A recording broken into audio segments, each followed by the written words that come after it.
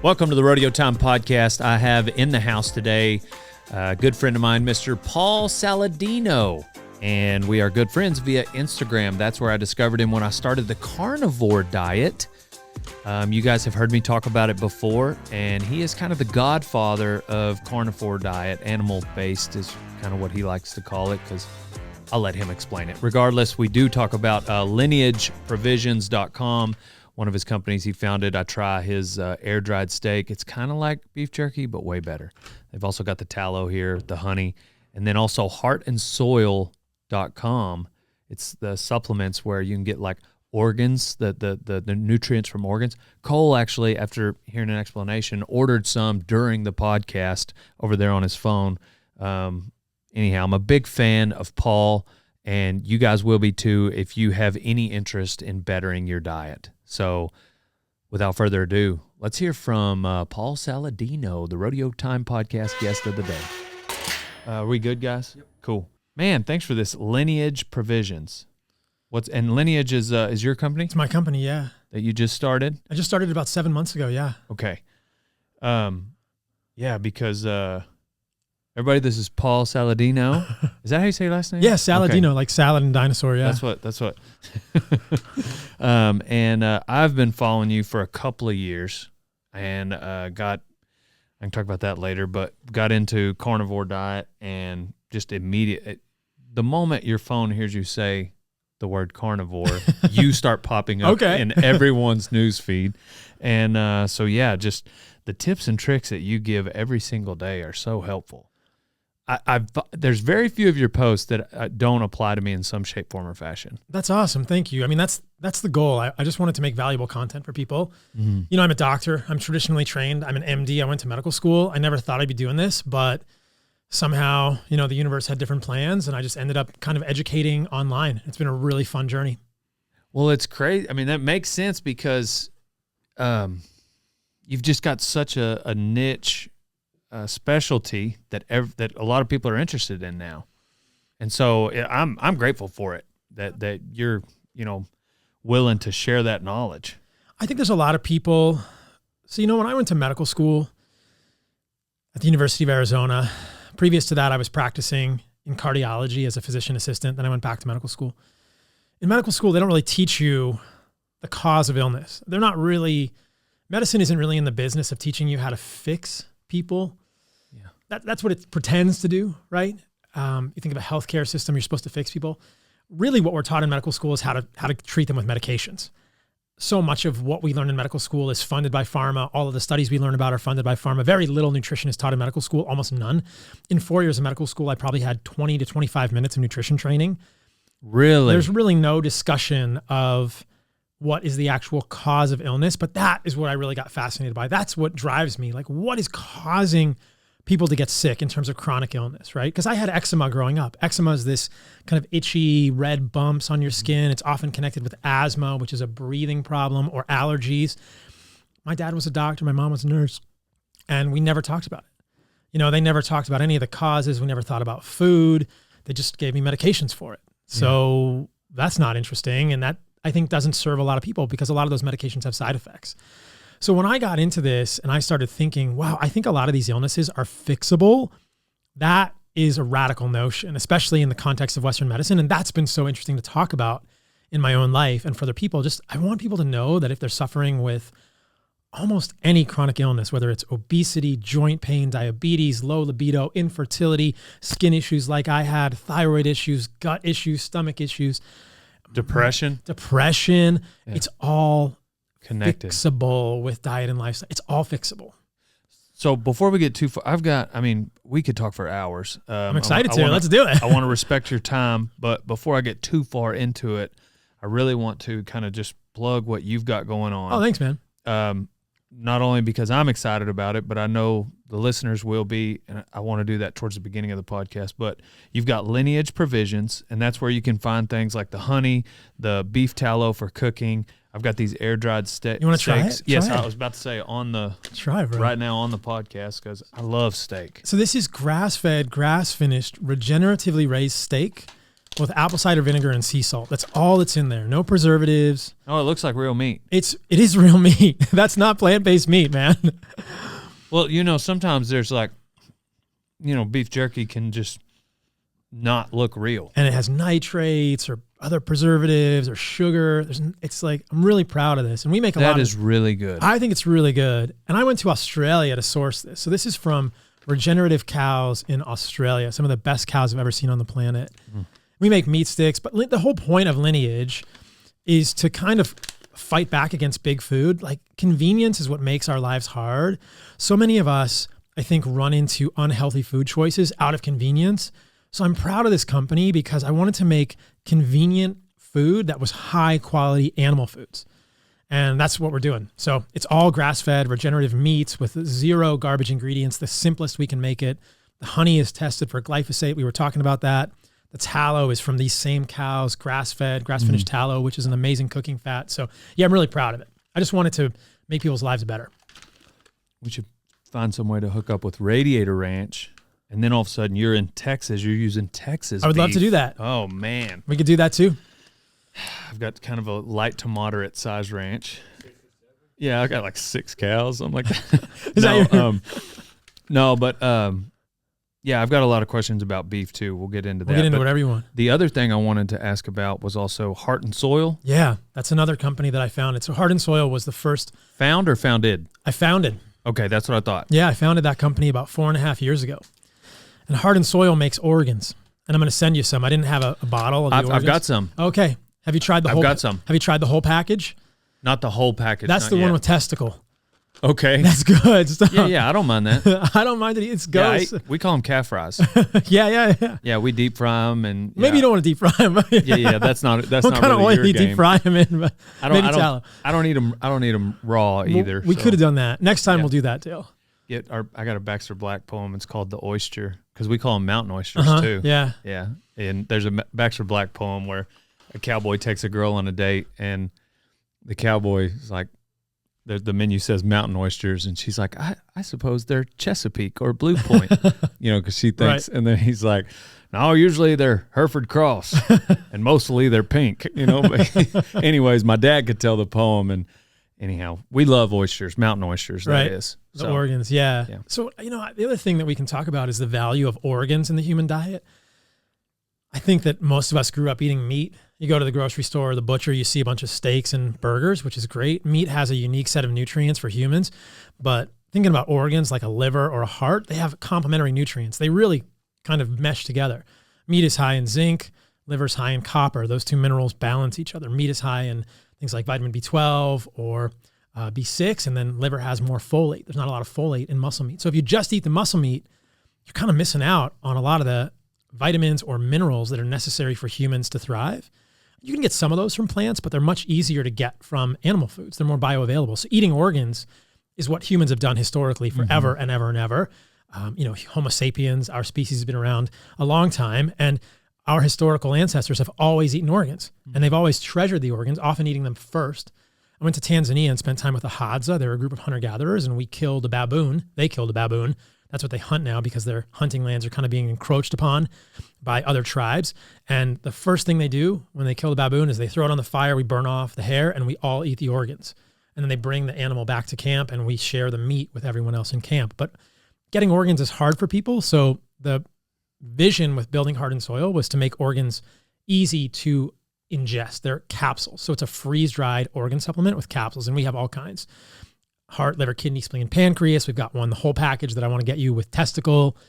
And it's incredible what happens when you eat these organs, probably beyond the nutrition in the organs. There's research that we found that there's probably information, it gets a little technical, probably microRNAs in the organs that affect our corresponding organ in the human body. It's pretty cool.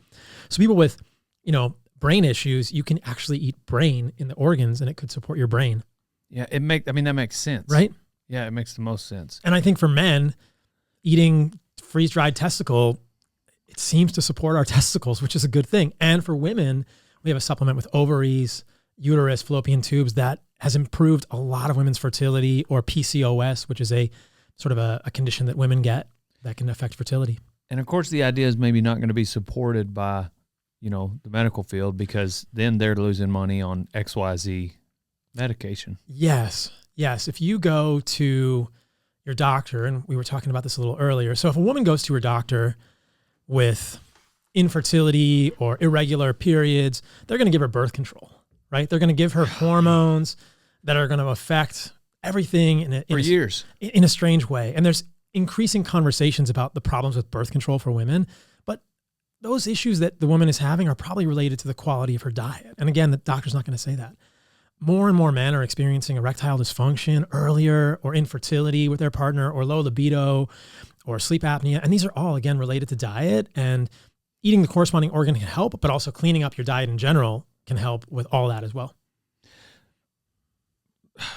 I've got so many things in my head, but one thing I'm noticing, because you and I have talked, because you respond in the DMs, which is crazy, and I'm so grateful. I try, man. It's good to meet you. But how much energy you have, because if I'm remembering correctly, like, you don't really take caffeine. I don't drink coffee, no. How do you have this much energy? I'm just happy to be here with you guys hanging out. This is a cool. Hey, I'm the world's greatest bull rider, but there's no way. I mean, like, is it just because? I mean, I realize it's, your diet is completely unique to the average Americans. Yeah. But does it really? I mean, have you always been like this? It's hard to say, right? I mean, I don't eat any junk food. And I was up last night late. I went to a premiere. I worked on a mini documentary with Heart and Soil. Yeah, I'm sorry I couldn't make okay. that. No worries. About seed oils. It should be out. The documentary's out now for people that want to go watch it. It's called Fed a Lie. But Heart and Soil works. Oh, I saw your post about it. Yeah. It's about seed oils and how we've kind of been fed a different sort of narrative than the truth around these. So we can talk about seed oils if you want. But I was up late last night, and I still feel pretty good today. I'm hurting a little bit from not sleeping at my normal time. You seem, I love caffeine, and maybe it's just, even at this point, like a placebo thing. But okay, so last year, all of 2023, like, I felt, for me at least, pretty strict carnivore diet. And I had, like, on 4th of July, one time Jeff Barron shoved some ice cream down my throat. Like, that was it. And then at Christmas or during December, had a little bit of pizza, but the whole year. And what I experienced was, and I'll talk about why I went on it here in a second, because I'm curious of, what you think about the heart. But regardless, the first 6 weeks, I was really just like meat, cheese, dairy. Well, cheese is dairy. Meat, dairy, honey. And after about 6 weeks, I felt like I had very little body fat, and I also had very little energy. And that was maybe when I started to lean more into your content. Okay. And I realized that you were eating fruit. And that changed the game for me as far as energy. Good. And my energy just snapped back just immediately, like the first handful of fruit that I ate. And from then on, the rest of the year, it was all just about more just discipline and not eating the wrong thing, which after, I'd say it took like 2 full months for me to just be able to not look at bread. There's a withdrawal from processed food that humans go through. I was on Joe Rogan's podcast a few years ago, and he and I talked about this difference between just eating meat and eating meat with some carbohydrates from fruit or honey, things like this. And he told me the same thing, that his workouts kind of suffered when he was just eating meat. He's talked about getting really lean on the carnivore diet, but his workouts kind of suffered. But when he added fruit, he was saying, oh man, I'm hitting the bag. I feel great. And I'm still lean and feeling good. So the idea here is, maybe I'll tell a little bit of my story. I had eczema pretty bad growing up. I went to medical school. I started doing jujitsu, and the eczema got pretty bad because I was on the mat. I was doing no-gi. So on my elbows and my knees, I was getting these red bumps, and it was itchy, and it was getting infected. It's called impetigo, when you get a skin infection from, wrestling mats or something. And that was a problem for me. And I'd been thinking for years before that diet had to be related to my autoimmune condition. And I'm curious to hear why you did the carnivore diet. And that was essentially when I was in my residency, which is after medical school at the University of Washington. I just got kind of fed up, and I said, you know what? I'm still having eczema. I'm eating a really good diet. Like, I'm eating meat, I'm eating vegetables, I'm eating nuts, I'm eating seeds, I'm eating mushrooms, I'm eating fruit. I'm eating a lot of foods, and they're mostly organic, good quality foods, but I'm still having bad eczema. And I went strict carnivore. I heard about it on Rogan's podcast. I heard Jordan Peterson talk about it with his autoimmune condition, and I thought, I want to try that. And I did it for a year and a half, and I got really interested in it because when I went strict carnivore, I only ate meat and organs and fat for a year and a half. Dang. A long time. And my eczema got way better. And for the majority of the time, I felt pretty good. But toward the end, I really started to feel like I needed carbohydrates also. I was having muscle cramps when I was surfing and climbing. My sleep started to suffer. I was getting heart palpitations, kind of fluttering in my heart. And then adding fruit back for me really helped out. It's just the carbohydrates. Humans need carbohydrates. Carbohydrates get a bad rap, and there are different sources of carbohydrates that we can eat, whether it's grains like pasta or bread or fruit. And there's a real difference there. And the difference is that when I look at what foods humans can eat in the plant kingdom, we have vegetables, which are the leaves, the stems, the roots, and the seeds of plants. And bread is made from a plant seed, which is wheat. We call it a grain, but it's a plant seed. And then completely separate from the vegetables are the fruits. And the plants really want us to eat fruit. They make it colorful. They make it sweet sometimes. Sometimes fruit is not sweet. Like an avocado is a fruit, but it's clearly meant to be eaten by an animal. And there's a seed or a pit in these fruits, or many seeds. And the whole way this works is plants say, eat my fruit and then move my seeds somewhere else, move my DNA to the next generation and deposit my seeds in a pile of your poop, which is great fertilizer. But plants are also communicating with us and saying, hey, please don't eat my leaves too much. And I'm going to put defense chemicals in my leaves or my seeds or my roots. Because if you eat those things, the plant can't move its DNA to the next generation. As humans who hunt animals, we understand that all of us have to kind of defend ourselves. We can run away, right? Humans are very ingenious. We've made guns to defend ourselves. Animals can run away. Deer are very sneaky. They have horns. Some animals can bite. But plants are just kind of stuck in the ground. They can't move away from us. So they have, out of necessity, over the last hundreds of millions of years of coevolution with animals, by necessity developed defense chemicals. Now, not everyone is as sensitive to those defense chemicals as I am, but for a lot of people who have persistent autoimmune issues, cutting down on those plants is really helpful. Now, I think the first step is cutting down on processed foods. But if you've cut down on processed foods and you still have gut issues or depression or sleep issues, this is kind of Jordan Peterson's story. Some people cutting out those vegetables, some or all of them, really results in a good positive change in our physiology as humans. We sort of do better. And so that was where I ended up also. I'm eating a lot of animal foods in my diet. Today I've had a grass-fed burger on the way over here. I've had raw milk, but I also ate some fruit, and I had some honey in my milk. And so I'm pretty active. I like to surf. I like to train martial arts.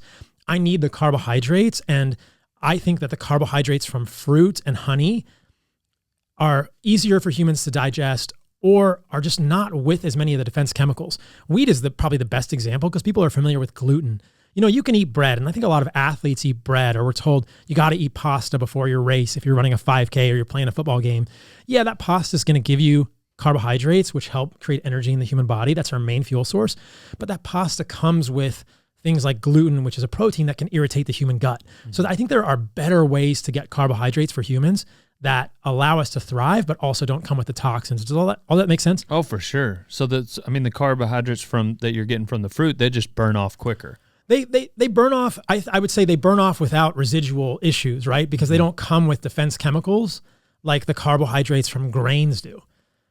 So like bread has gluten. Oats are another thing that people commonly eat. And some people can eat oats just fine, but oats have a compound in it called phytic acid, and that compound doesn't really break down entirely when you cook the oats. And that compound can chelate, it can bite onto minerals and rob you of minerals. So oats are sometimes mineral negative. You can actually lose minerals when you're eating oats. Oats prevent the absorption of the minerals that come with them because of these defense chemicals. So what I'm picturing with vegetables is, there are good things that come from them. Yeah. But there's also bad things. And what you're saying is, and even depending on the individual, the bad things will sometimes, depending on the vegetable, also outweigh the good things. Exactly. It's about net benefit. Which vegetables are clearly net benefit negative?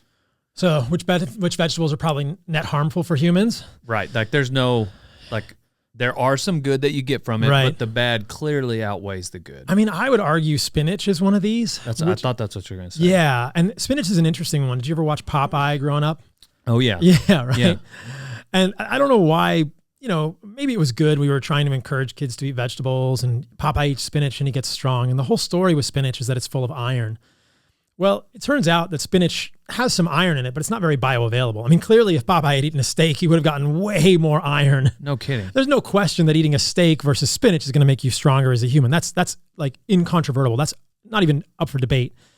But the other problem with spinach, secondary to the fact that the iron in spinach and a lot of these minerals and vegetables are not very bioavailable, we can't absorb them, is that spinach has a defense compound in it called oxalates.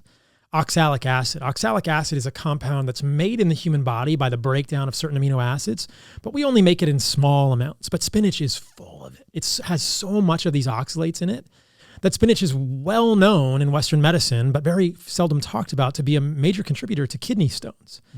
Kidney stones are no fun. I've never had one, but my dad had them growing up. And I remember him suffering as he was passing a kidney stone and then showing me the kidney stone and it looks like a little sharp rock. And they're made, most kidney stones are calcium oxalate.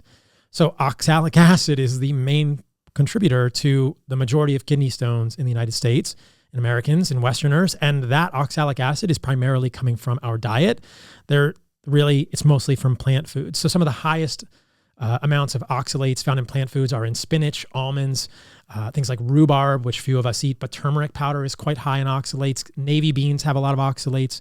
Sweet potatoes are moderate. You can go down the list, but you could easily make a smoothie and think you're being healthy by putting in almond milk with some spinach and some turmeric powder, and you have a huge amount of oxalates. There are recorded cases of death from poisoning with oxalates. Wow. Because of plants that are very, very high in it. For instance, if you ever make rhubarb pie, or do you ever have rhubarb pie? I've heard of it, yeah. Rhubarb pie is made from the stems. At one time. It's in like North Dakota. I guess, yeah, maybe the middle of this country. Rhubarb pie. That's how they say it. Yeah, rhubarb is made from the stem. Rhubarb leaves are toxic because they have so many oxalates. So you can't eat the leaves of rhubarb. So we're very close to, this, and there are recorded cases in Western medicine of people eating rhubarb leaves and just dying from oxalate toxicity. Wow. So yes, spinach contains iron. It's not very bioavailable.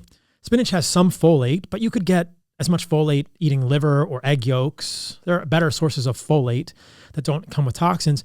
And spinach has a lot of oxalates. So there's a few examples of these in the vegetable kingdom. I mean, again, it's an individual thing. I don't think everyone needs to get rid of all vegetables, and cooking of vegetables does get rid of some of these defense chemicals, but often not all of them. What about, that might be Tim showing up. Yeah. We're at Sheepdog Response. Tim Kennedy is letting us use his facility. Tim. And sometimes he shows up on a helicopter.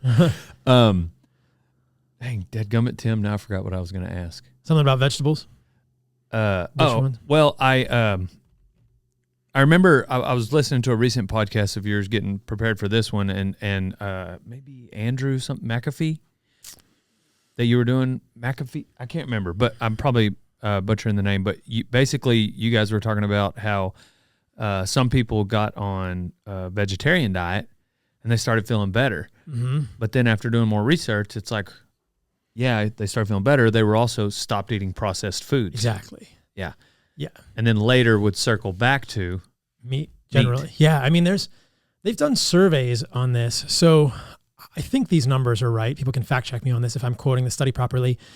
If you look at vegans in general, so not vegetarians. So vegetarian means people eat, colloquially means they eat dairy and they eat eggs, but they don't eat meat. Vegan means they eat all plant foods. So if you're looking at vegans, I think 84% of vegans return to eating meat. Yeah, that's what y'all said. 84%. Within 3 to 5 years. And the majority of those people do so because of health issues. And I mean, at this film premiere last night, I met a lot of people who said, I was a vegan. I watched your content. It made me feel a little more confident about eating meat. And I always ask them, what did it feel like when you first ate meat? And they invariably, sometimes it's fish, sometimes it's steak, sometimes it's chicken. They invariably say, I felt so much better. You can feel it instantly if you're coming off a vegan diet because of the unique nutrients that are found in animal foods. So the majority of people, the vast majority of people who do vegan diets return to eating meat, and the vast majority of them cite health issues for that return to meat. So I've also met a ton of people, these are anecdotes, but I think in summary, that's very valuable. They return to eating meat because they're having infertility, depression, skin issues, weight loss that they don't want. They're having muscle mass loss. They're getting too skinny. And that's just striking. I mean, look, plant foods are better than processed foods. And I am in favor of someone eating a salad versus a Snickers bar or Cheetos. And if you really get granular with it, some people don't do well with salads either. Yeah.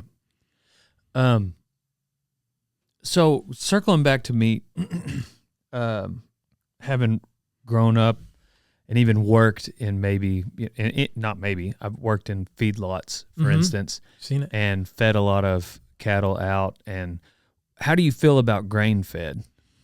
So I don't want perfect. Because I think it tastes so good. It tastes so good. It does taste good. It does taste good.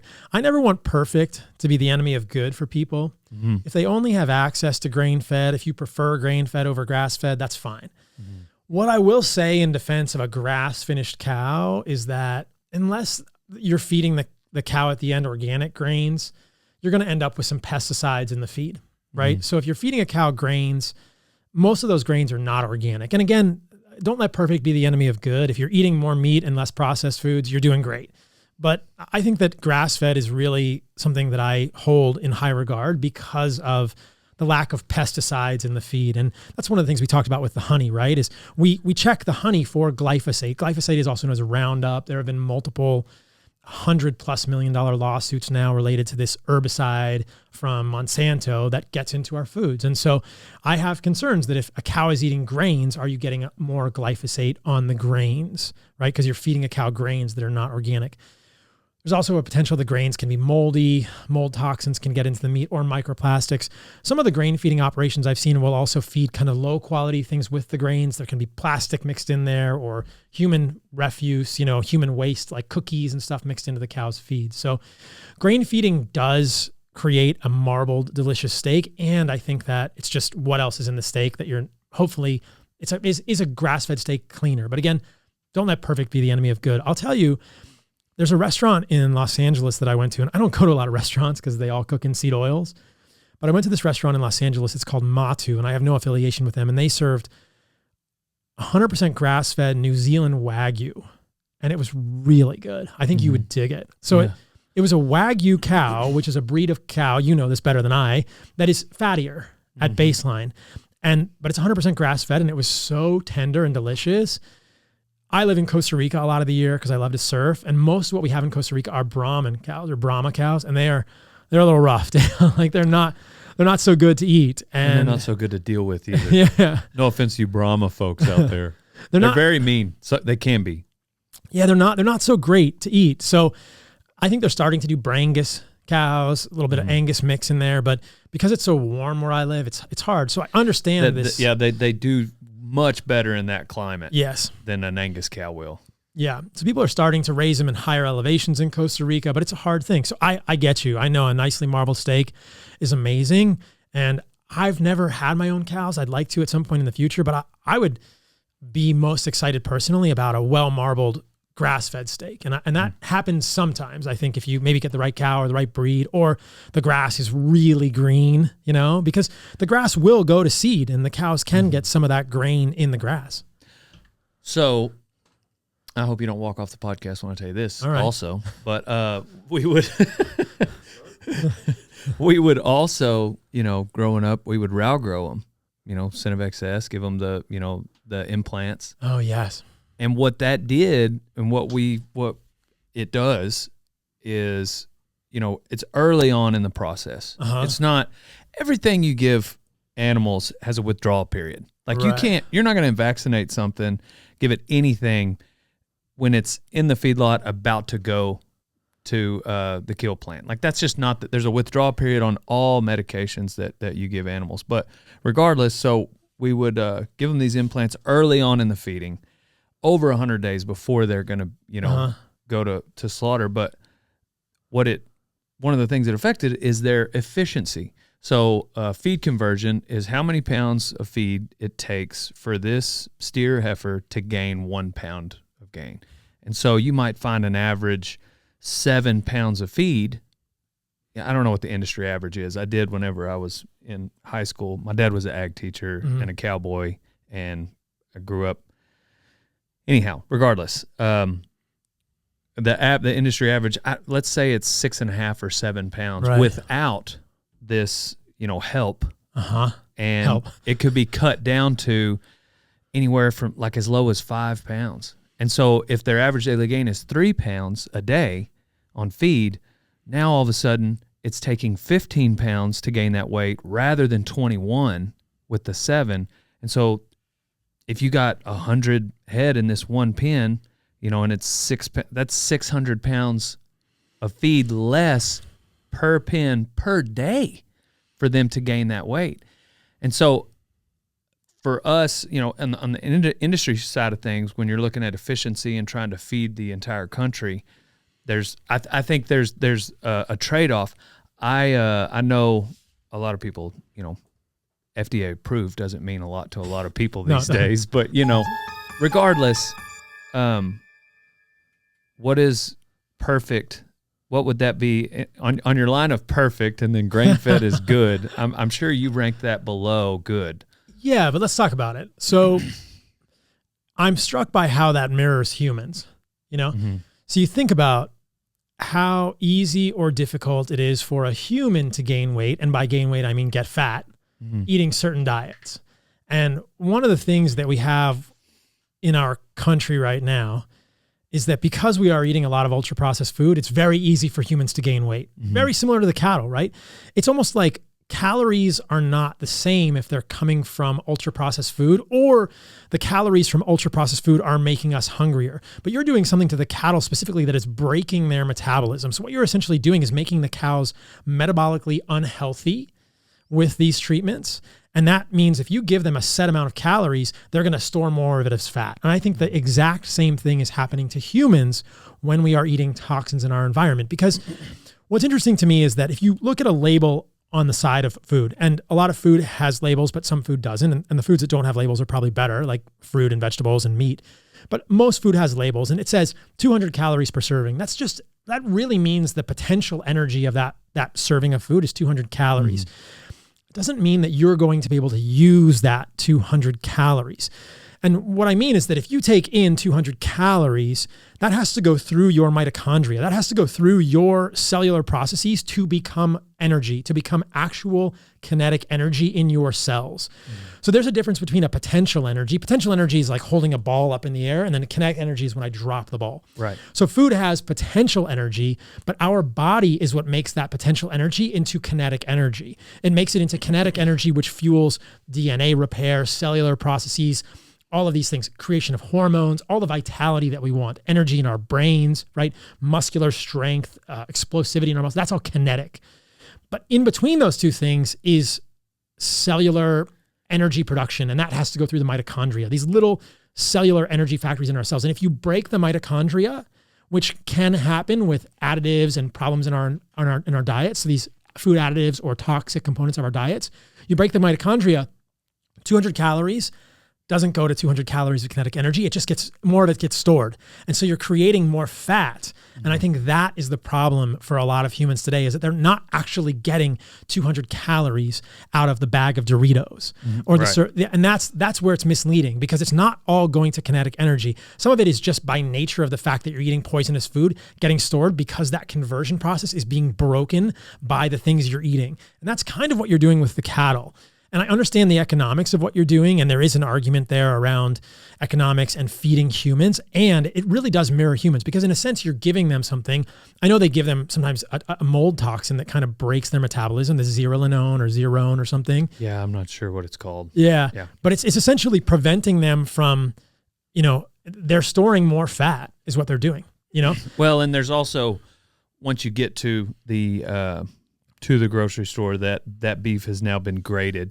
There's quality grades and yield grades, and the yield grades are, 1 through 5 on what's going to be more fat, and then you've got your quality grades that are prime choice, select, standard, and then there's 4 more that, would be used for like a cow, which is regardless, you probably know all that too. So you get a prime 1 steak, no matter where it is, it's only going to have so much fat, and it's going to have, the marbling and the seam fat,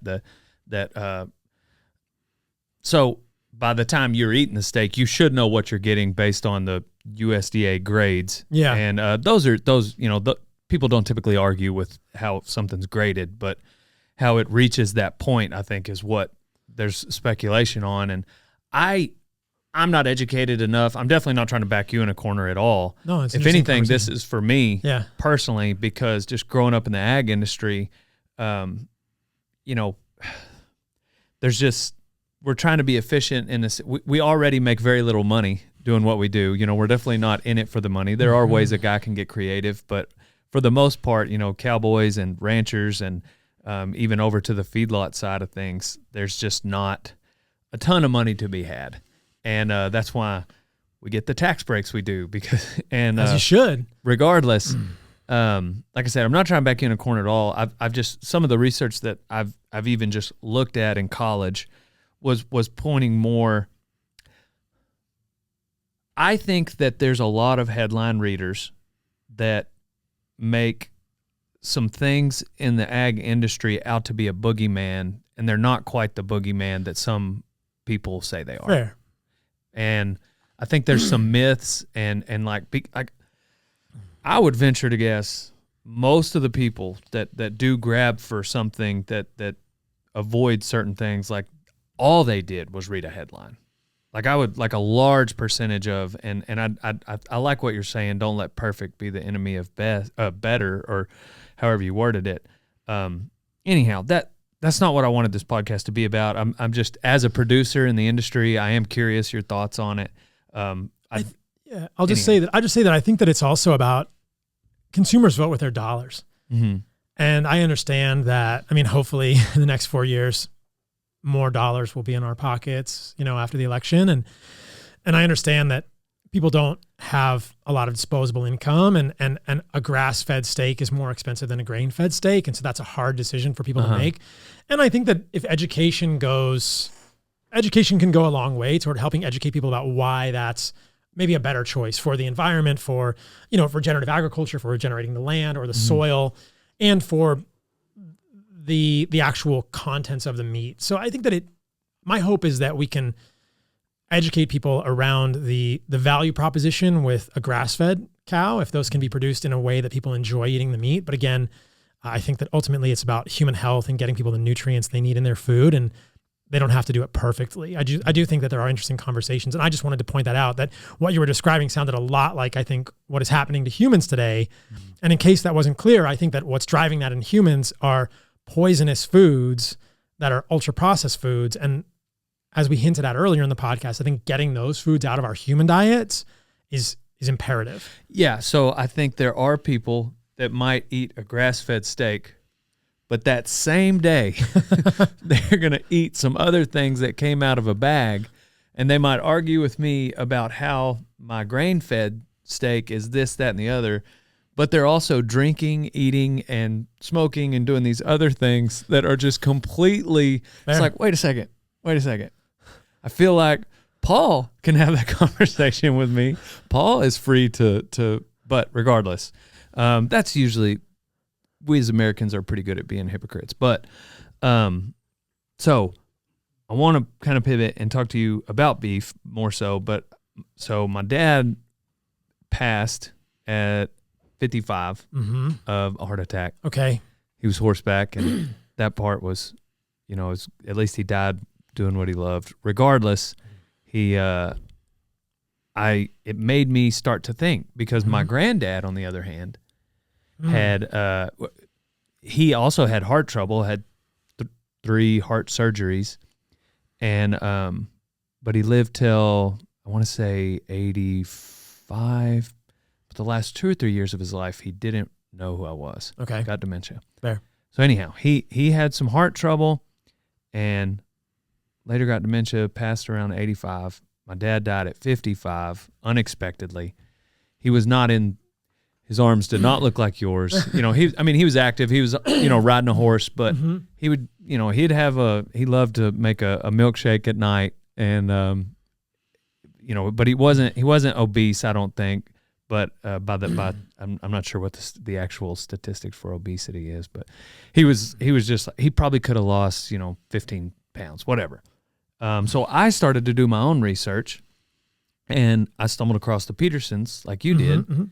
And I even start looking at the lion diet, Mm-hmm. not to do it, but I just like heard of it. Like, so beef is demonized, but now there's these people eating not carnivore, but just beef alone and salt. Yeah. They're not only surviving, but they're thriving. It's curing things. And I think it was on one of Michaela's podcasts where I heard someone say, and I could be corrected, I'd love if you know the statistic, that 50% of the people that die of heart disease did not have high cholesterol. A lot of people that die of heart disease do not technically have massively elevated cholesterol. The cholesterol conversation is interesting. We can talk about it.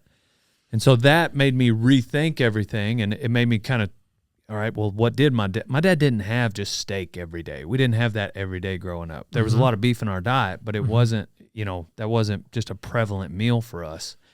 And then the other thing that I kind of learned through studying all this is that a lot of people are taking, what's the something, lactins, or what is it whenever you take the heart medicine that strips the cholesterol out of Statins? Statins. Yeah. And so I called my grandmother, and who's sharp as a tack. And I was like, Gigi, was Papa on statin, because of his heart surgery? And she's like, oh yeah, every day, never missed a pill. Your grandfather. My grandfather. But not your who father. got dementia. Yeah. Who got dementia. Tracks, yeah. And because that's what I'd heard, it would strip all the cholesterol out of your brain, give you dementia. It is so associated. I asked her, yeah. and she was like, oh yeah, we both were. And here she is, almost 90 now, in her sharp as a tack. She said, we both were, but I was allergic to them, so I got off of them. Mm-hmm. And so I'm watching, now I'm just doing this math in my head, and I'm not, a scientist by any means, but my grandmother gets off of them. She's still sharp as a tack and alive. My granddad stay on them. They strip all the cholesterol out of his brain. He doesn't know who I am until he passes. Anyhow, I've got so many just spinning thoughts because the whole world is telling me that beef is evil. Yeah, let's talk about it. So this is a really important point, and kind of goes back to this mini documentary that we did last night with Heart and Soil, which is about seed oils. Because basically the reason that we fear beef is because of this tallow, right? This is full of saturated fat. So tallow is about 50% saturated fat, and butter is even more saturated fat, maybe 60, sometimes 70% saturated fat in butter. And what we know about saturated fat, which has been vilified, I think incorrectly, for 70 plus years since Ancel Keys in the 1950s and Dwight Eisenhower's heart attack. What we know about saturated fat is that it does raise cholesterol in some people. But whether or not that increases the risk of cardiovascular disease, I think is something that we need to have candid conversations about.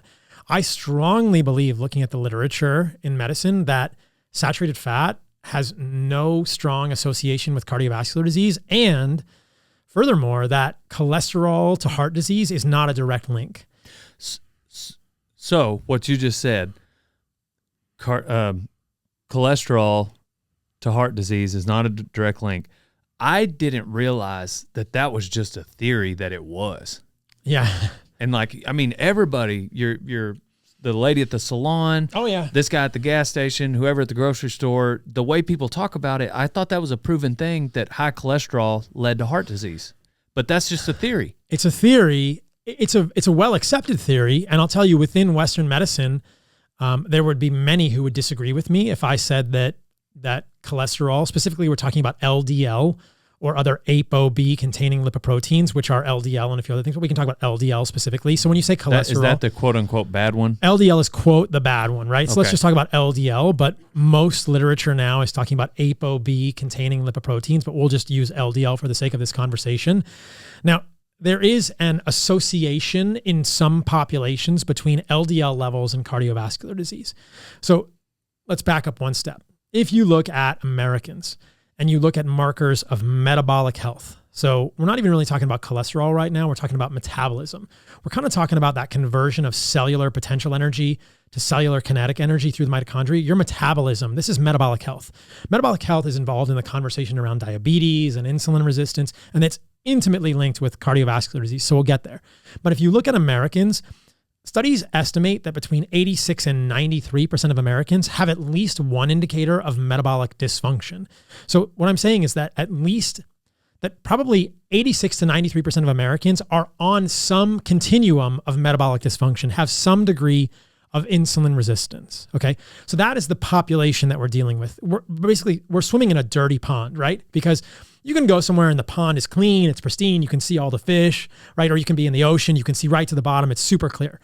If we're talking about a human population in terms of metabolic function, insulin sensitivity, we're dealing with a very muddy, dirty pond. Most of the pond is murky, and most of us as Americans have some degree of insulin resistance and or metabolic dysfunction. Those are synonyms. We know that insulin resistance and metabolic dysfunction are strongly associated with cardiovascular disease. I would argue they are causal.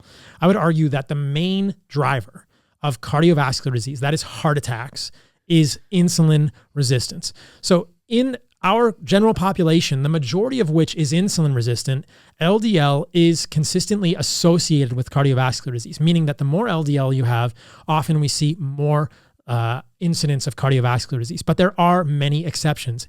As you mentioned, in a lot of people who have heart attacks, they do not have high LDL. And if you look at humans who are insulin sensitive, the relationship between LDL and cardiovascular disease almost vanishes completely. So there's something else going on. I would argue this is about context. So what I'll say here, and I'll try to say this as clearly as possible, is that I believe LDL is associated with cardiovascular disease, but not causal. So let's make a metaphor. I'll make an analogy here.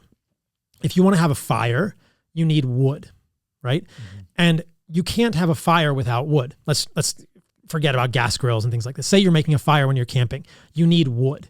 So I would say LDL is like wood. You need wood to make the fire. You need LDL to make atherosclerosis, but it doesn't cause the issue.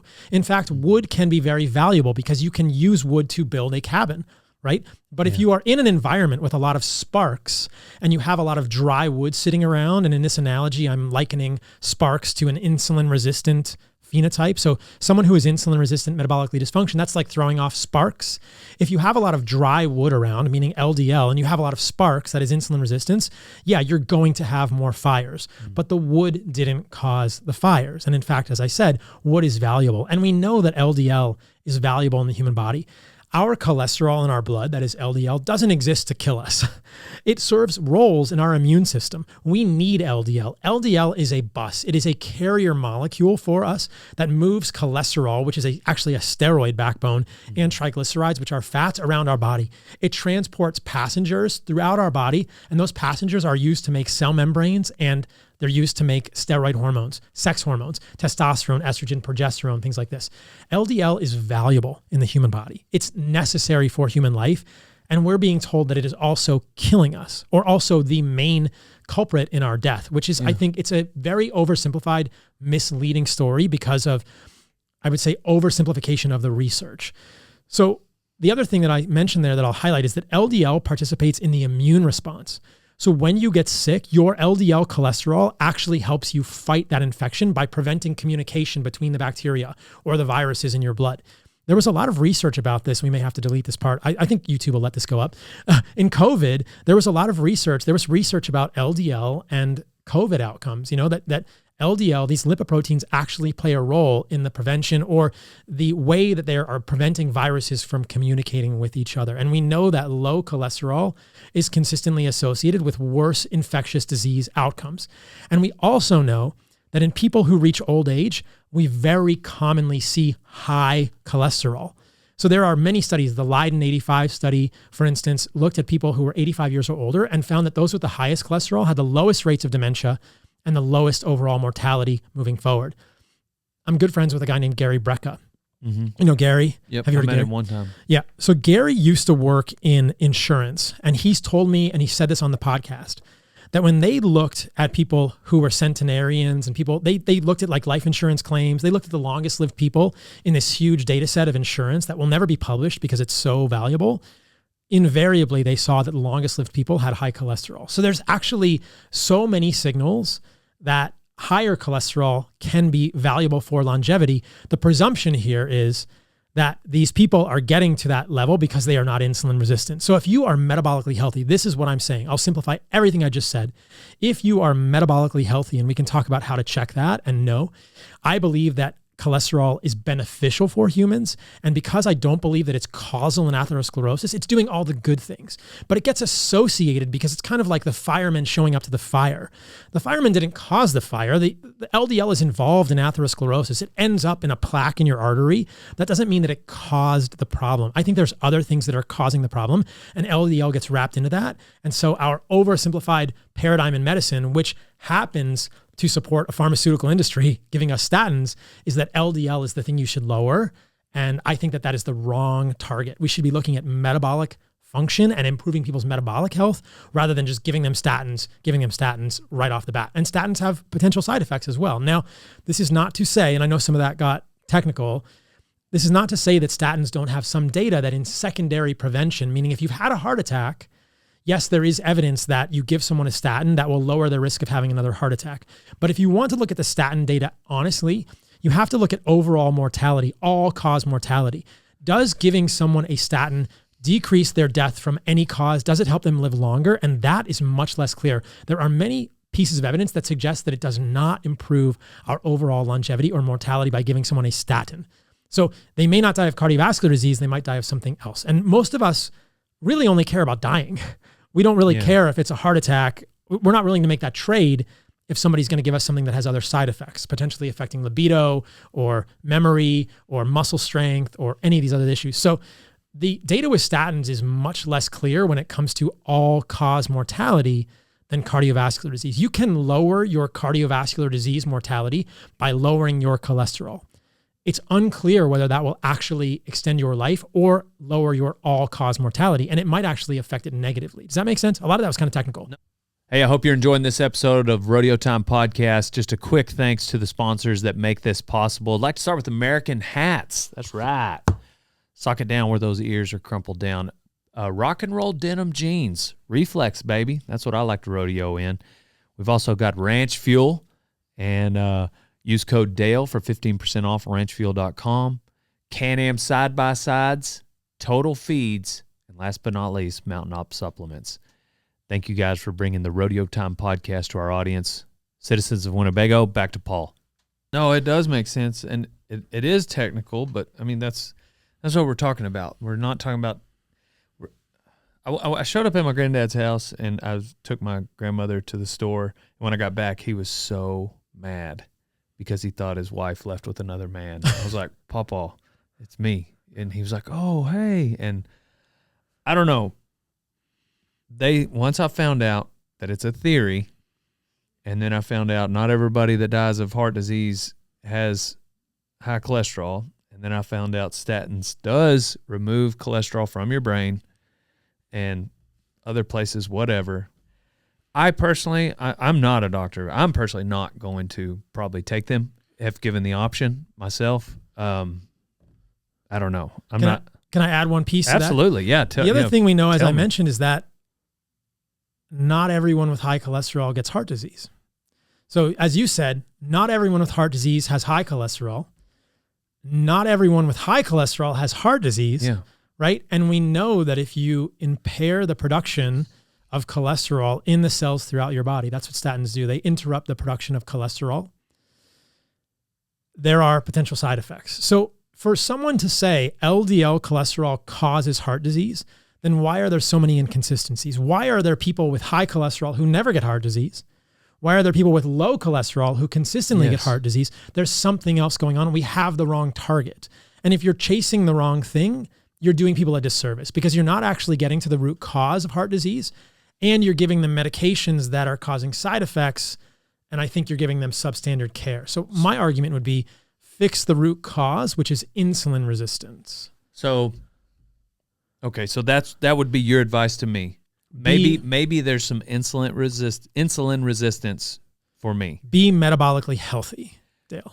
What is insulin resistance? The first thing I think about is diabetic. Like, what is that? What does insulin resistance mean? Insulin resistance means that when your body makes insulin, the cells of your body don't respond to that insulin well. And yes, it's on the spectrum to full-blown diabetes. So why are your cells not responding to the insulin signal? And it's because they have energy overload, because you've broken the energy metabolism. You have broken mitochondria is essentially why your cells are not responding to insulin. So Metabolic dysfunction is insulin resistance. Metabolic dysfunction is broken mitochondria, not being able to convert potential energy to kinetic energy. The biochemistry of your cells doesn't work well, and it is almost entirely related to your diet and your lifestyle. And there are ways to check. We can tell people, like I can tell you, there's a simple lab test. You can just get a fasting insulin, and that fasting insulin will tell you. It's a $30 lab test. It'll tell you how insulin sensitive you are. It's a pretty darn good test. I may have even done it by now. I did some tests with Gary Brecka's company. Amazing. You want your fasting insulin to be less than 5 micro IU per ml. Ideally, it's less than 3. Mm-hmm. If you look at the bell curve, the average or the mean of the fasting insulin is about 9. What would I be eating that makes it go above 5? Processed food. So that's been my theory, that maybe my dad just had too much processed food. That's what I was going to ask you. So your dad's eating meat, and mainstream media would say, your dad's a cowboy, he ate meat caused diabetes, right? Mm-hmm. Or meat caused heart disease. And if you look at observational studies, that association exists. So people are like, well, that's what got him. However, what else did he eat? You said he liked to make a milkshake. Did he put sugar in the milkshake? For sure. Did he drink soda? Oh, yeah. With high fructose corn syrup? Dr. Pepper. Okay.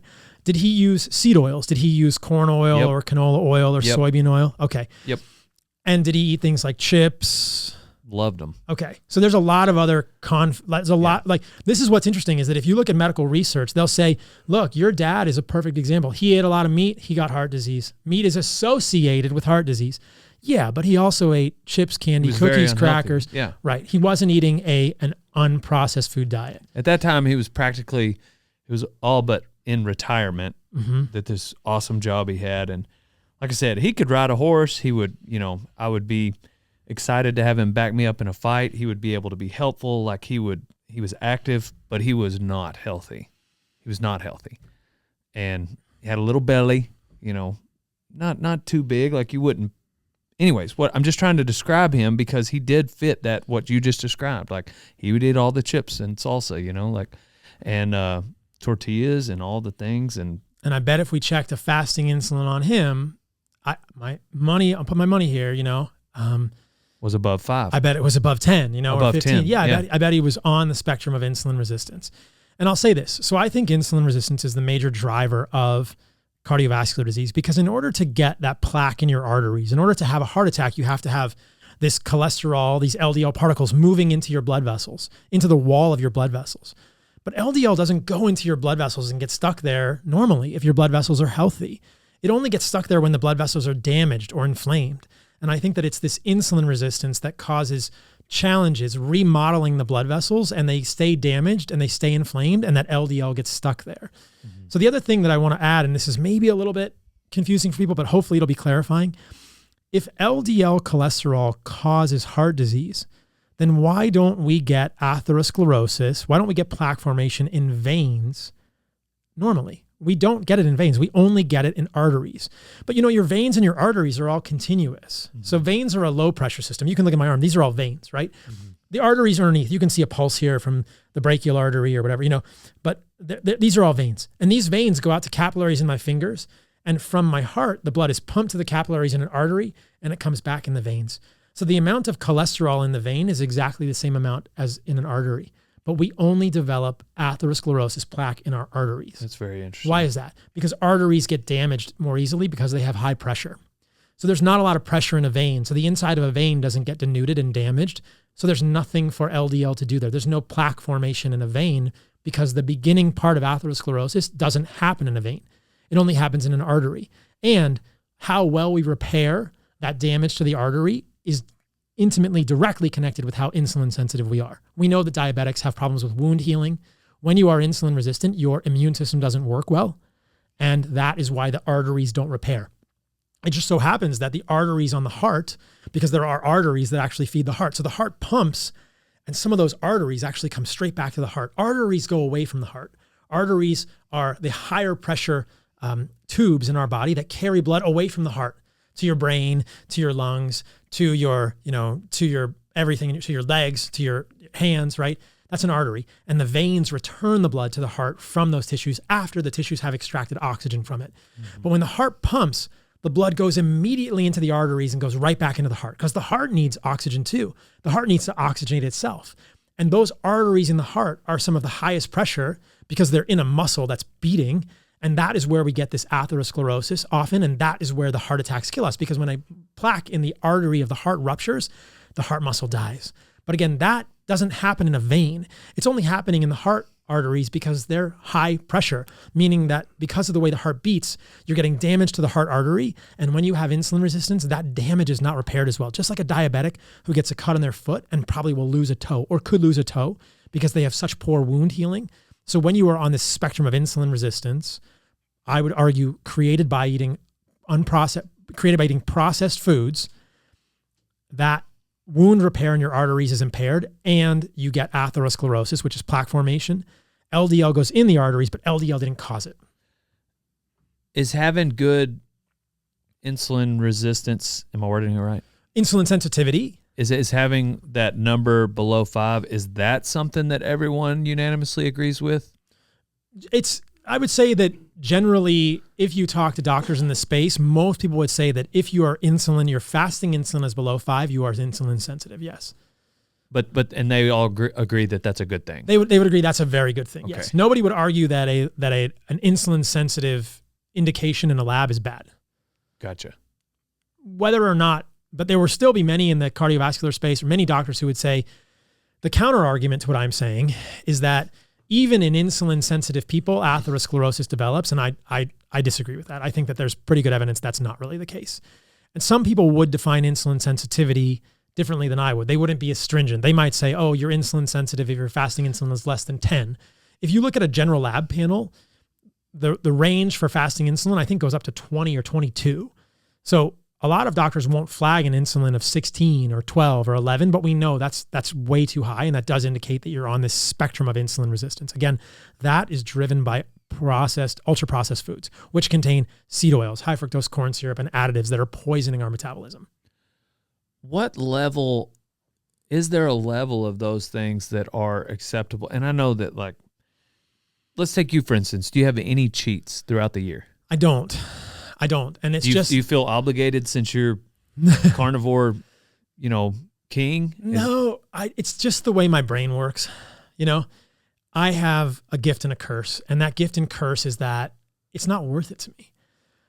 I think that the value proposition of junk food is so low for me that I don't ever do it. The way that I feel poorly, like I want to show up to podcast and to train, martial arts or to go surf. I want to show up as good as possible. I love living and feeling energetic and clear. And I feel it if I eat junk food. Yeah. And it's never worth it. It tastes good and I get a little dopamine hit for 10 or 15 minutes. And then immediately I get a huge crash. Yep. And I just think that was not worth it. Like that chip didn't taste that good. And the other thing to remember is that I had raw milk with honey this morning. I had a burger, I'm not eating rabbit food, right? I'm eating food that is delicious to me. I don't feel like I'm depriving myself of anything if I don't have a brownie. And I get it. I used to love brownies as a kid. It's a uniquely palatable, interesting food. It's just not worth it to me. That's just the value proposition that's the way my mind works. Do you think that it messes with you like that at this point? You are used to carnivore, so it'd be a shock to your system. But yeah, you mentioned earlier the underlying health issues that you had, like with your eczema. Mm-hmm. Do you feel like if you had none of those, that you would be maybe in a position where you could have a brownie on a Saturday and it'd be okay? I also think, and maybe you've experienced this, I think that the more you simplify your diet and let's just say the more you purify your diet, I don't love that word, but the more you simplify your diet, the more you feel the more you feel the deviations, right? That ice cream I mentioned having a week. My sessions in the restroom were different in a bad way for a week after that.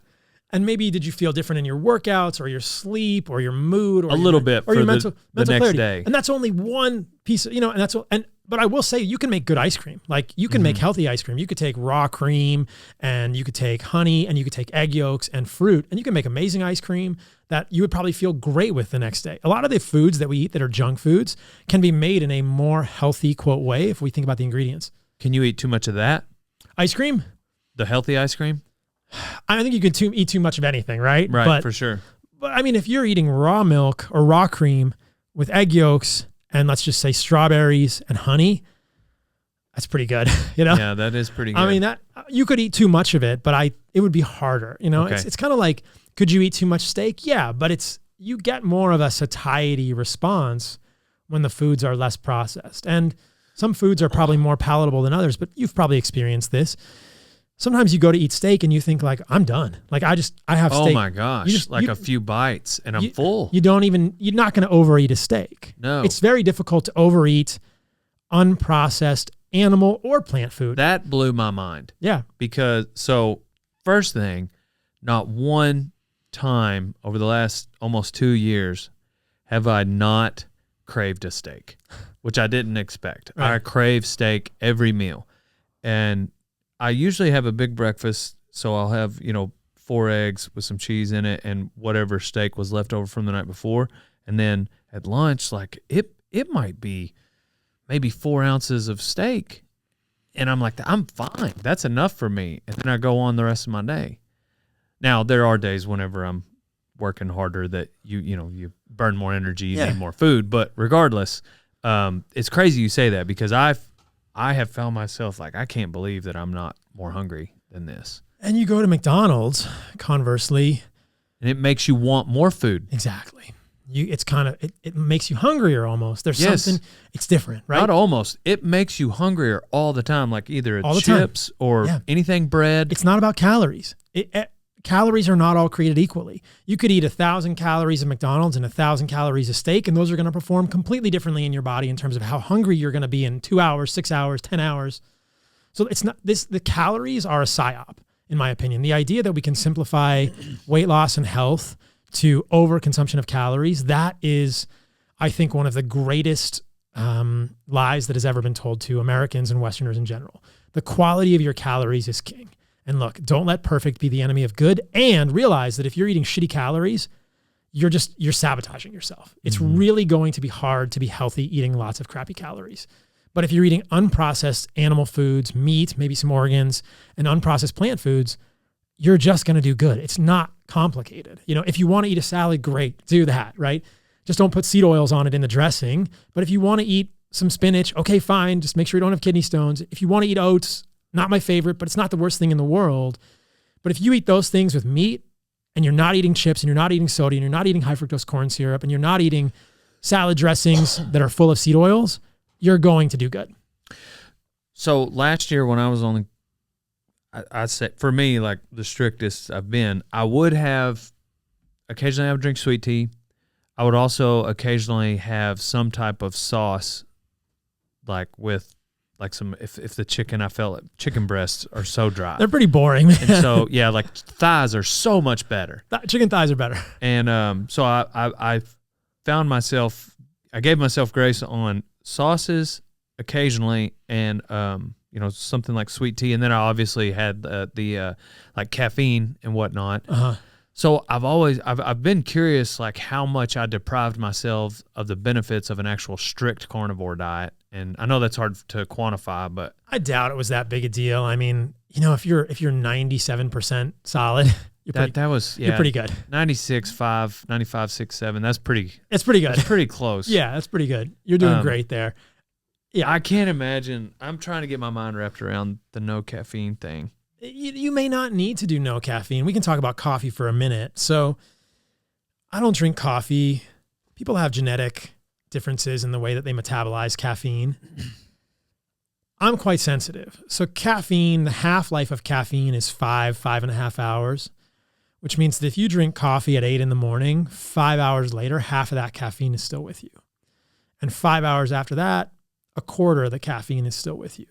So in terms of pharmacokinetics, you need 4.5 half-lives for most of that caffeine to be out of your system. So that means if you drink 200 milligrams of caffeine at 8 o'clock or 10 o'clock in the morning, there's definitely still caffeine in your body when you go to sleep. And my question for people is your sleep architecture negatively affected by that smaller dose of caffeine when you sleep? And I value sleep so much. I think that the two biggest levers for humans are sleep quality and food quality. If Glad you brought that up. If you do those two things, if you optimize your sleep, which is just as hard as food, and you optimize your food, look out. You're going to be a super hero. Like if you can do both of those things, you are going to live a life at a quality that you never knew was even possible. But you got to do both as much as possible. I do this other thing. Okay. It might make you mad, but I'm ready. I'm ready.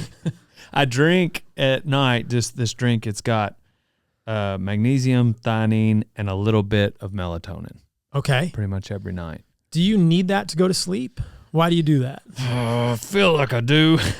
I mean, some nights I know that I could probably get away with not, but I wake up really early to go to jujitsu, and I like to go to bed around 8:30.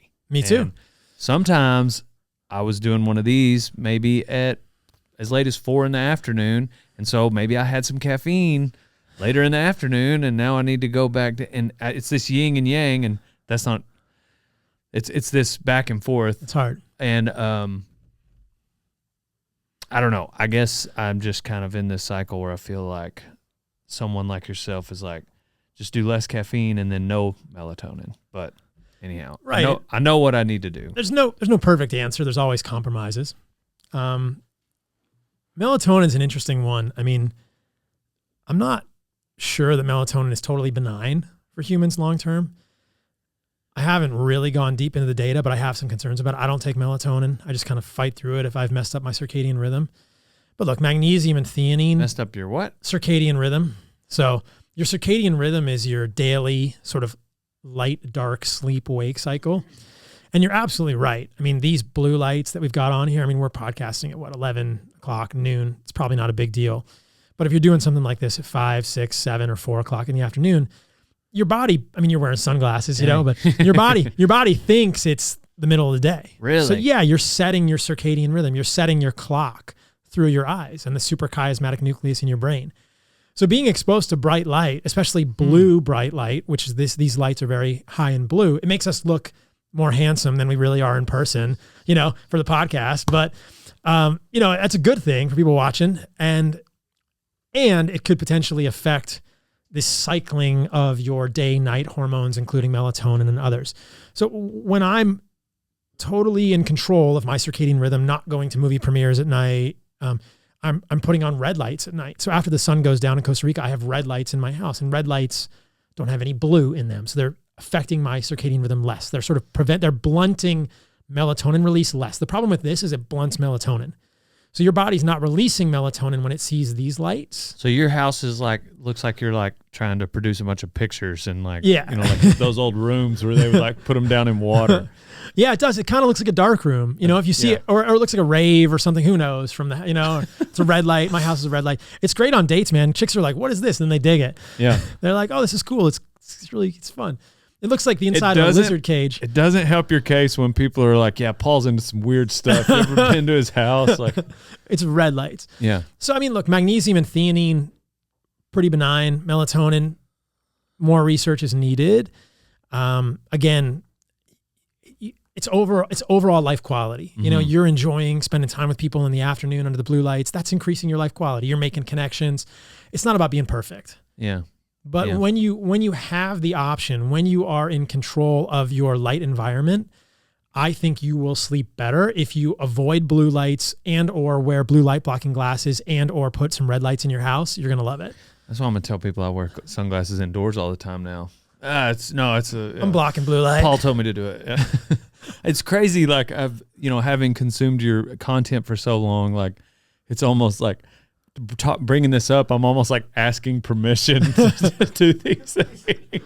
Is this okay? I need an acceptable level from you. Give me an answer here. But you probably get thumbs a lot up, of that. Down. Yeah. Yeah, I think. Yeah, but look, I'm not trying to be. I'm not. You remember that scene in Chuck Norris and Dodgeball? Yeah, Dodgeball. That's not me, man. Right. I'm just putting content out there that I want it to make people's lives better.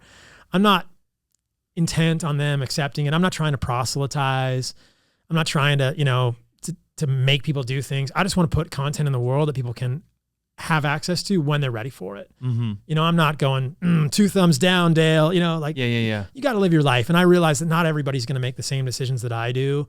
And that's okay. it's valid. Like your quality of life is your quality of life. For a lot of people, it's worth going out to the bar and having a drink at night with their friends, and that's community, and that's valuable for them. I choose not to drink. I don't drink any alcohol. Me neither. I've never had an alcohol issue. It's just, again, it's that risk reward. It's that value proposition doesn't make sense to me. It's not worth it. What I get out of the alcohol is not more than what it costs me. It's like what I get out of the cookie is less than what it cost me on the back end. So it's just, it doesn't have value for me. I think for me, a lot of the carnivore diet is, yes, I am interested in ways to get healthy, having watched my granddad have issue and my dad die early. But also just here, right around the time I really went all in, you know, I'd seen you on the internet, Michaela and Jordan telling their story, but then also I can't remember what university it was that shared the study where they placed like Fruit Loops over beef or something. Tufts University. Yeah, this is crazy. And that to me is like, okay, guys, this is obviously a game to you. It's ridiculous.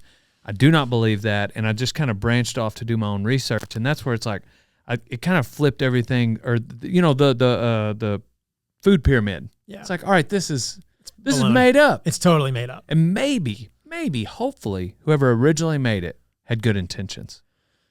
Who knows? Probably not. Probably not. But I go back to the lion diet, and there are people with health issues that not only survive on beef alone, but they thrive. It's solving issues. It's so simple. And I think for a lot of people like you and me, adding a few foods to meat makes it a lot better and more sustainable.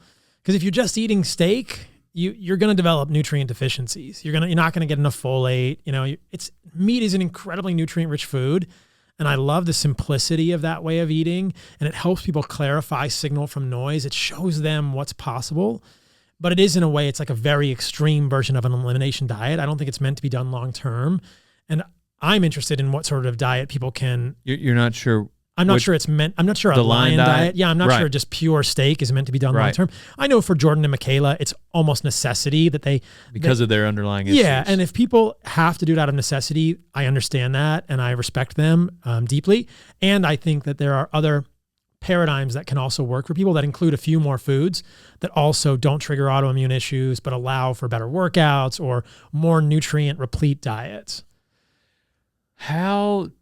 At what point in your career did the interview happen where that lady was so aggressive towards you and you stayed cool as a cucumber? Man, yeah.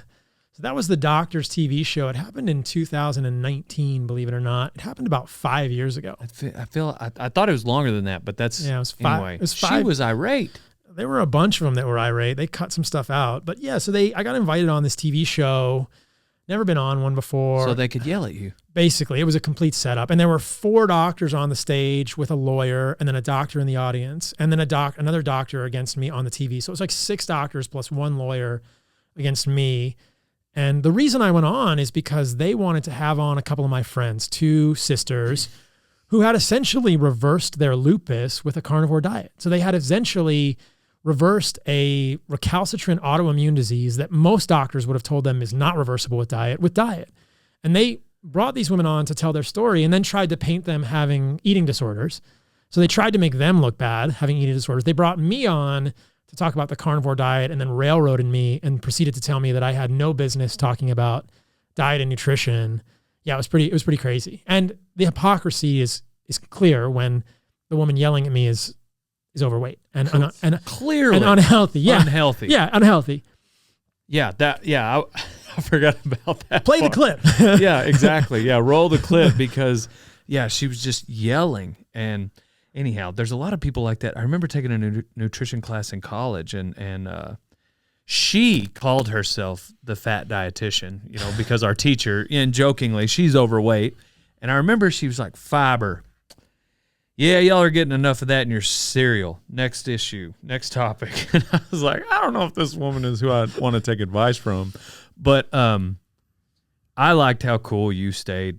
Talk about maybe just the country's perspective on it since then. Like, I feel like you've got much more support than you did in 2019.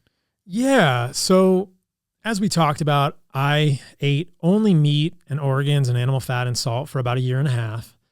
I added some things back in. I eat all sorts of fruit now. So, and in terms of fruit, squash is a fruit, avocado is a fruit, cucumbers are a fruit. So some foods people think of as vegetables I'll eat and they're fruit, and they seem to do fine. And I've tried to include some vegetables in my diet, and a lot of them do trigger my eczema when I'm adding them in one at a time. So I think it's been interesting. And in my content, I talked about that. And originally it's hard to go from saying a carnivore diet is what I think is best for humans to saying I'm actually eating fruit. You know, I still get a lot of flack today for changing my mind, even though it's probably a healthy thing for humans to change their mind and be authentic about how we're evolving and learning. But yeah, I think at this point, a lot of people are benefiting from this way of eating, whether it's a new version of a carnivore diet. I've also called it animal-based. Right? Animal-based diet is centered around animal foods. I eat meat, I eat organs every day, and I eat raw milk, and then I'll also eat fruit. Like today I had some persimmons. I'm going to eat some squash later. I'll probably eat some, what else is here? If I can get some orange juice, I'll have some orange juice today. I would call that animal-based, just as a term so that people understand, like basically meat plus fruit is animal-based. It's like carnivore 2.0. Like if you can liberalize a carnivore diet and feel better in your workouts or better in your sleep, you can probably add some fruit. Look, if you want to add the vegetables, like we said, that's great. Try it, see if it triggers your autoimmune condition. But it's been cool. I think a lot of people benefit from this way of eating. And I hear stories all the time. And that makes me really happy, because if I'm just looking at online, you know, it's a lot of negative. And as humans, we just focus on the negative. Even if there's 100 comments and one negative one, I'm going to focus in on the negative one. It's just kind of how our brains are wired. But it's really fun and kind of cool being in the United States and meeting people in person, because those stories mean something to me when it's a real human saying, hey, my wife and I met a couple like this last night at the premiere of the documentary. My wife and I were trying to conceive, we wanted to have a baby, and changing our diet really made the difference. And That's then they, wild. you know, maybe they started taking the Her Package supplement from Heart and Soil as well. And then they conceive a baby. And that one really hits home for me, because I'm 47. I'm single, but I really would like to find partnership and a good woman. I would love to have kids, you know? So I think about that. When I hear about people having babies, it makes me really happy. A lot of my friends are having families now, and I think like, wow, that's so cool. So that means the world to me. Or people will come up to me in the airport sometimes and say, hey man, I had eczema like you, or I had psoriasis. I mean, Chad Mendes was just on Cam Haines' podcast recently. And I know Chad through the carnivore diet, through talking to him about an animal-based diet. And Chad talked about his plaque psoriasis and how changing his diet completely reversed it. Have you seen pictures of Chad's legs? Yes. They're strikingly better. I mean, it's I follow him on Instagram. It's night and day how much positive change it made in his plaque psoriasis, which was severe, by simply changing his diet to carnivore and now animal-based. And that kind of stuff makes me think this is cool. You know, it's not a randomized controlled trial, but enough of these anecdotes, enough of these personal stories make me think this is really helpful for people. It's not the only way, but I think it's a very powerful blueprint for people that have these issues, that are struggling, that want to get better, as a place to start. So yeah, it's definitely picked up a lot of encouraging, anecdotes and human stories that are being shared. It's picked up a lot of momentum, and I'm just happy that it's helping people. I don't pretend to know it all. I don't want people to think this is the only way, and I'm glad that some people are finding it helpful. What are some common mistakes people do when they jump on the diet? A lot of people don't eat enough carbohydrates, honestly. So you kind of experienced this because you were doing meat plus honey and you felt tired. Oh man. And I was just having to drink a ton of caffeine to get through the day. Yeah. So a lot of people don't do enough carbohydrates. There is this idea circulating in the health space now that sugar is bad for us in all of its forms. And so fruit juice is bad for us, or fruit is bad for us, or this honey, a food that humans have been eating for literally hundreds of thousands of years, is somehow bad for us, when there are, in fact, multiple studies showing that honey improves metabolic function, that honey has many benefits as a sort of pure food. Look, if you take the sugar out of that and you just gave someone pure sucrose, probably not as good for humans. High fructose corn, not good, but honey is like a whole food. There are hundreds of compounds in that honey. It's amber colored. There's all kinds of good stuff in there that affects our microbiome, that affects us at a cellular level. It's much more complex than pure sugar. But there is this notion happening online, and I think it's coming from a place that is well-intentioned, but I think that the execution is wrong, that humans do not tolerate sugar and fruit well. And that to me is wrong, because there's lots of studies that show that that fruit juice improves endothelial function inside of our blood vessels, decreases LDL oxidation, decreases DNA damage. So there's lots of evidence that fruit juice can be good for humans. Obviously, like fresh squeezed orange juice is better than what you're getting in the plastic at the grocery store. But I do not think that most humans need to fear sugar in the form of fruit juice, or honey. Now, take that statement in the context of, if you're already diabetic, you're not going to tolerate sugar well. And I don't think it caused your diabetes. I think that ultimately what causes someone to become diabetic or on that insulin resistance spectrum is metabolic dysfunction driven at the level of the mitochondria by other things, predominantly seed oils, along with other ingredients in our foods that are ultra processed, not fruit juice, and not honey. Those didn't cause your diabetes. So I think a lot of people make the mistake of fearing carbohydrates. And again, everyone needs to sort of construct a diet for themselves with an amount of carbohydrates that is reasonable based on their ability to tolerate carbohydrates, which should improve over time. And a lot of people don't get enough carbohydrates. All the things that are maybe misconceptions, or like, let's say, for instance, the grass-fed as opposed to grain-fed, or even the hormones that maybe are given to, mass numbers of cattle in a feedlot, the microplastics that you might have mentioned in some things, all these little twists that we're trying to get away from, or people that are leery of or not leery of, whatever. Which one do you think, are there any out there that you feel like are just not as big a deal as people are making them? And what I mean by that is, sure, if we were going to all live to 170, they were going to back us up to 160. So like, if we were living 200-year lives, they're going to affect us, on the back end of the 200. Right. Whereas, hey, we're all going to live to maybe 100, and this thing everybody's making a big deal about is not going to be any type. Are there any things like that people are blowing out of proportion, in your opinion? This is tough to say, because I hear where you're coming from. The conversation has almost gotten so convoluted now that it feels impossible. How do you avoid... Yeah, like these lights and right. Which I'm not saying that's what you're saying, but that's just another thing. Like, oh man, I never even thought of that. Yeah, I mean, polyester clothes, microplastics, like you said, you got forever chemicals, you got soap, the soap you use, BPA. Yeah, I mean, I'm guilty of this. I talked about receipts, at grocery stores. You can't touch them. Yeah, it's tough. I think that I think of it as like, look, do the best you can. Knowledge is power. Know better, do better. And wherever that lands for you, great. Just being aware is the key step. And then when you're aware, you can make the best decisions that work in your own life, right? It's all about quality of life. So I wrote a book about the carnivore diet. It's called The Carnivore Code. And since that book, I've changed my perspective on a few things. I'm working on a second book now, which is updated in terms of my perspectives on all these things in diet. But in that book, I talked about like the whole reason that all of us are doing this is to have the most fun.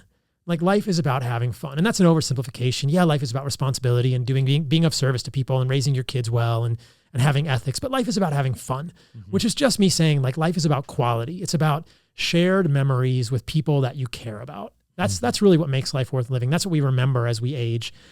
So maximize having those in your life.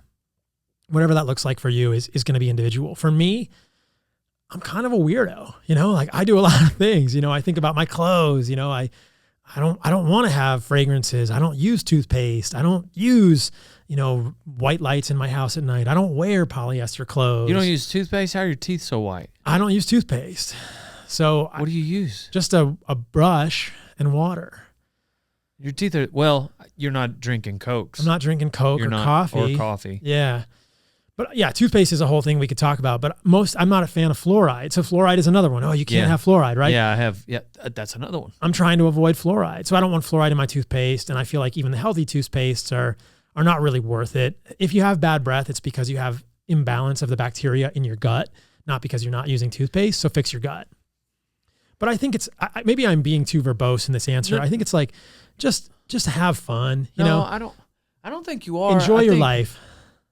you are going down this path. It's kind of like the individual earlier we were talking about, the hypothetical person that's throwing rocks at, grain fed as opposed to grass fed, but then they also smoke cigarettes like a chain, Right.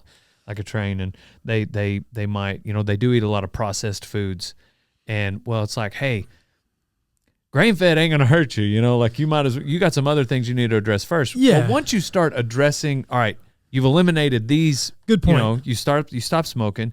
You're not binge drinking. You're not, eating stuff out of a bag in a gas station for your breakfast anymore.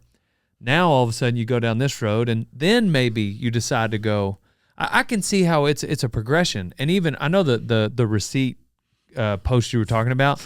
It was just interesting. I get what you're saying. Some people are like, you're telling me, like, no. For Paul, you've gone down this road of like, I want to live the most healthy life I can so that I can have a longer quality life. And that's just one more thing I'm aware of. And take it or leave it. I'm going to click no receipt. Yep. Yeah. I love what you're saying there. Let's clarify that for people. Make it a hierarchy, Right. Step 1, stop drinking soda. Stop eating chips. Get ultra processed foods out of your diet. Stop smoking cigarettes. Right? Yeah. That's step 1. That's step 1. Before you do, like, nothing else matters until you do those things. It doesn't, like, don't worry about microplastics or polyester clothes or touching receipts until you're not smoking, you're not eating processed food, and you're not drinking excess alcohol. Like, you know. Step 2, okay, now maybe think about your diet in a more granular way. Get a little more meat. Make sure you're getting enough protein. Get good quality meat. Maybe eat some organs. Maybe eat some fruit. Maybe if you have autoimmune issues, cut out a few vegetables. Okay. Step 3, make sure you're getting enough exercise, right? I think diet comes first, then exercise enough. Get out in the sun. Maybe don't have blue lights in your house at night. Optimize your sleep. That's step 3. Step 4 is like, now you start thinking, oh, well, I've got red lights in my house. I'm sleeping well. My diet is dialed. I'm not drinking. I'm not smoking. I'm eating good quality meat, and I still want to go further. All right. Now think about not drinking your water out of plastic. Now think about microplastics. Yes. Now think about forever chemicals. Step 6, or whatever step we're on now. Now think about, maybe I'll change my boxers. Maybe my boxers are polyester. Maybe I'll wear cotton. Step 7. Now we're down to okay, maybe now I won't have fluoride in my water. So it's just this. You don't have to worry about those things. Don't put the cart before the horse. Do the big things first, and then go down. And step 15 is don't touch receipts at grocery stores. That's that makes the most sense. And that I think is where a lot of people are. They'll pick these hills to die on, like the plastics. Yeah. But then all of a sudden, like, hey, wait a sec, what about the rest of your diet? Yeah. And okay, on the other side of that, what is something that's not getting enough attention? Like it's just like, hey, maybe people are making this step 15, and it needs to be, after you get your diet right, it needs to be like step 2. I would say sleep. Sleep? Yeah. Sleep is a big one, but a lot of people are thinking about sleep, but I don't think enough of us take it seriously. So I am startled by how much better I sleep if I try not to look at my phone within an hour of going to sleep. There's something about the flicker. Your phone is flickering a certain way. But right before you go to bed, it's good to see if she DM'd you. I know, bro. Right, Ty? Like, hey, let's just see what she's up to. And look, like 15 seconds, 20 seconds, and your phone is great. But, if you're like me, I'm thinking like, oh, I'm going to go to Instagram. I'm going to check my messages. Yeah. And 15 9 minutes hours later, I'm doom scrolling, right? Like, this is the problem. And there's something about the phone. And I think it has to do with the flicker. So this gets pretty technical, but your phone is flickering. It's turning on and off. All of the lights in here are flickering. We just can't sense it consciously, but our brains can sense it, and it affects our sympathetic nervous system. And I think that that's problematic for us. So phones flicker. And I think that looking at your phone before you go to sleep is problematic. And other things are, so like, then I think about what else can I do to optimize my sleep? Maybe my overhead lights are red lights, but I think sleep is underutilized. Optimizing your sleep is underrepresented. It's not super sexy to like really optimize your sleep, because it's cool to be like the guy that's just staying up late and, partying or whatever. But it's such a big mover. I mean, in terms of physical performance, in terms of libido, in terms of sexual performance, in terms of weight loss, in terms of mental clarity, performance, and everything you do in your life. I mean, there are studies that show that people that sleep more earn more because you show up better at your job. You're smarter. You can make better decisions. Maybe that's your problem, Ty. Oh, that's true. But he sleeps plenty, but there are some ways that people aren't getting quality sleep. Right. Even if they... Yeah, so we know that cannabinoids affect sleep architecture. Caffeine affects sleep architecture. Alcohol affects sleep architecture. And by sleep architecture, I mean that when you go to sleep, there's this delicately coordinated sort of ebb and flow of your sleep stages throughout the night. And that is when your brain is kind of flushing and these little, lymphatic vessels in your brain open up and they flush your brain out. You clean out sort of neurofibrillary tangles and potentially some tau protein at night. You got to like wash your brain, and that happens while you sleep. And so if you're impairing that normal ebb and flow, those sleep cycles, if you've seen an Oura ring or any of those, you go through different stages of sleep. A lot of things we do at night to make ourselves sleepy impair that architecture. Benzodiazepines, Jordan Peterson talked about that openly, and it was a really brave story that he told. He was addicted to benzodiazepines like Xanax, and he had a really hard time getting off of them. They make you sleepy, quote unquote, like alcohol has the same sort of cellular mechanism in your brain, and it completely changes your sleep architecture. You're not getting restorative sleep.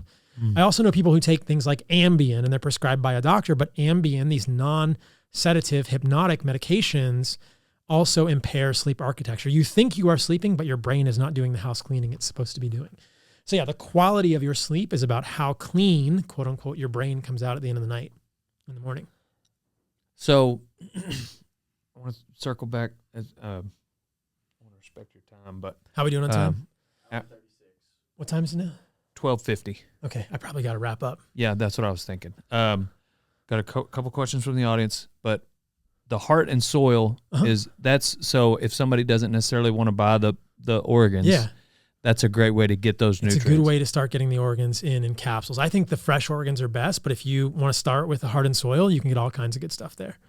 Is that something like, do I need to know like, hey, I'm deficient in this, that, or the other before I take them? Or is it something that's a good You can start with like the beef organs, which has heart, liver, kidney, spleen, and pancreas, or start with the whole package, which has testicle in it. The whole package has testicle, it has blood, and it has liver. So either of those are a good place to start. That's the one the Cowboys are okay with. Yeah. Calf fries. Yeah. And then some of the questions from the audience, if you did cheat on a meal, what might it be? We kind of talked about it. I don't really cheat. That's just me. What did I used to like? I don't know. And let me just say this about cheating. When you do a cheat meal, like it affects you more than just the meal. You're going to feel groggy the next morning. It kind of amplifies things, and it creates this sort of strange framing in your mind where you look forward to the cheat, like I don't think we should frame the cheat meals as the reward. So many of the foods that we are eating this way are abundance. They're meat and organs or eggs or delicious foods, raw milk and cream and cheese and fruit. These are delicious foods. I fear that if people always have a cheat meal, that it ends up kind of framing things in the wrong way. I'm trying to think. I haven't had a quote cheat meal in a long time. I will say that I went to that steak restaurant in Los Angeles, and it was amazing. Grass-fed New Zealand Wagyu steak. And I think there was like some, they had a tartare that had a few like onions in it. Okay, this would be my cheat meal. Your audience is going to groan. Is I would make like caramelized onions and put them on a burger with some cheese because onions are good. With no bread. With no bread. Yeah. That's what you meant by burger. Another question from the audience. How are you related to the Liver King? I'm not related to the Liver King at all. He eats a lot of organs. Yeah, I'm not related to the Liver King at all. We were friends. I knew the Liver King before his social media infamy. And we were friends before that. And that was about it. And now we're sort of trying to repair our friendship because I think that his misleading image was kind of damaging to his relationship with his followers. So you're not taking the same steroids he is? I'm not taking any steroids, my man. Yeah, I knew that. Why are you mad at shirts and our pants next? Your audience is amazing. I'm not mad at shirts. I live in the jungle and I love sunlight on my skin. And if anyone in your audience wants to come down to Costa Rica, they'll figure out pretty quickly that when it's 83 degrees with like 100% humidity, you're not wearing a shirt. You might as well. I think you're jacked and you're talking. It's like RFK being in charge of the health. Yeah. I mean, like the dude is, and so it's great advertising. It's great evidence of what you're talking about because you can be on carnivore diet and you can look at weights and get jacked. You can, kind of. You really don't even have to like push them around that much. I don't push weights around that much, man. I surf. I do like 10 pull-ups a day, maybe. Yeah. I don't do push-ups. I surf. I might hit the punching bag a few times a week. That's my favorite thing to do. Yeah, that's about it. And I don't eat any junk, and it's just, I end up kind of vascular with a moderate amount of muscle. But yeah, I don't hate shirts. I've actually tried to keep my shirt on more often just to undo that image. But I had a shirtless face, and my miscalculation was that not everyone is going to understand that I'm walking around a grocery store in Costa Rica, and it's like everywhere in Costa Rica is a beach town, so it's totally cool to walk around barefoot and shirtless. And I just couldn't see it.